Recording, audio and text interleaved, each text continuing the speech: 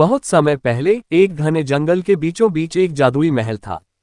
कहा जाता था कि यह महल रात को चमकता था और सुबह गायब हो जाता था।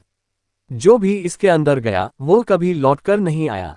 गांव के लोग महल के आसपास जाने से डरते थे।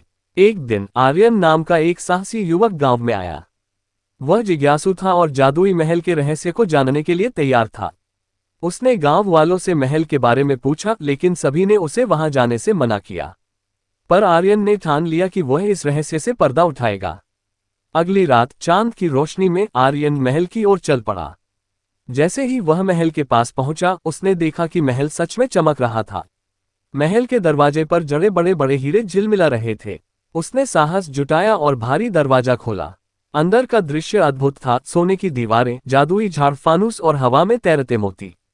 लेकिन माहौल में एक अजीब सी खामोशी थी।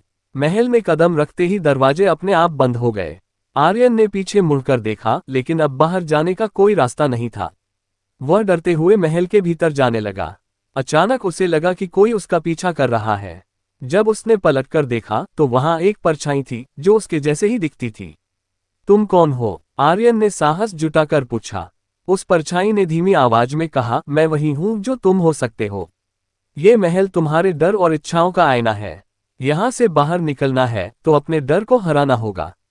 आर्यन ने खुद को संभाला और महल के अंदर की ओर बढ़ा। उसने देखा कि महल के हर कोने में अजीब अजीब चुनौतियां थीं। कहीं उसे एक टूटते पुल को पार करना था तो कहीं एक विशाल दरवाजे को खोलने के लिए पहेली सुलझानी थी। आखिरकार वह महल के केंद्र में पहुंचा, जहां एक चमचमाता हुआ क्रिस्टल था। जैसे ही उसने क्रिस्टल को छुआ, पूरी जगह गूंज उठी। तभी महल की असली रानी प्रकट हुई। रानी ने कहा, तुमने साहस दिखाया और अपने डर को हराया। ये महल किसी को बंद नहीं करता, बल्कि उन्हें उनकी सच्ची ताकत दिखाता है। अब तुम इस महल के रहस्य के रक्षक बन सकते हो। आर्यन ने मुस्कुराते हुए सिर झुका लिया। वह समझ गया था कि असली जादू महल में नहीं, बल्कि उसके खुद के भीतर के साहस में था। उस दिन के बाद से महल ने कभी किसी को नहीं डराया। आर्यन गांव लौटकर सबको सिखाने लगा कि डर को कैसे हराया जाए। महल अब भी वही था, लेकिन अब ये रहस्य और डर का नहीं, बल्कि साहस और आत्मविश्वास का प्रतीक बन चुका था।